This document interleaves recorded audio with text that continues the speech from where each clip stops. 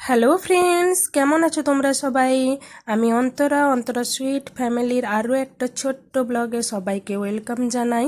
এই মেলাটা দেখো, এই মেলাতে গেছিলাম আমরা।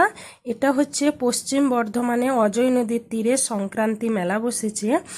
আর মেলার পাশে দেখো একটা ছোট্ট পার্ক আছে।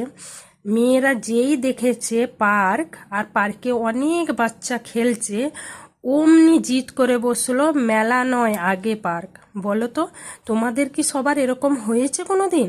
আমার মেয়েরা তো এরকমই করে প্রত্যেক দিন।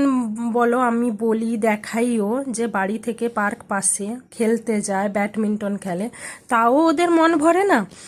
যেমনি দেখেছে মেলার পাশে পার্কটা, অমনি জিদ পাকে ধরলো যে যাব। আর এমনিতেই একটু তাড়াতাড়ি করে এসেছি, বিকেল 4টার সময় বেরিয়ে এসেছি। দিন আছে কেন বলো তো, যত অন্ধকার হয়ে যাবে না, ঠান্ডাটা বেড়ে যাবে। স্কুটিতে এসেছি, হাওয়াও প্রচুর লাগবে। ওই জন্য যতটা হয় 6টা 6:30টার দিকে আবার ফিরে যাওয়া, তাই একটু তাড়াতাড়ি করে এসেছি। কিন্তু পার্ক দেখে মেয়েরা আর কি শোনে, ওদের মানে একবার মনে ধরেছে তো নিয়ে যেতেই হবে। আর যখন দেখেছে অনেক বাচ্চা কাচ্চাও খেলছে, ওদের আর মন বসে না। আর অনেক দিন থেকে জিদ করছিল এইটা কিনবে বলে। ওর স্কুলে বন্ধু বান্ধব নিয়ে যায়, বাড়ির পাশে সবাই নিয়ে ঘোরে, সব সময় বলে আমাকে কিনে দাও কিনে দাও। কিন্তু কি, ওদের আগের একটা ছিল তো, তাই ওদেরকে আর কিনে দেইনি। আর বাচ্চারা বললে আর কি মানা যায় বলো তো?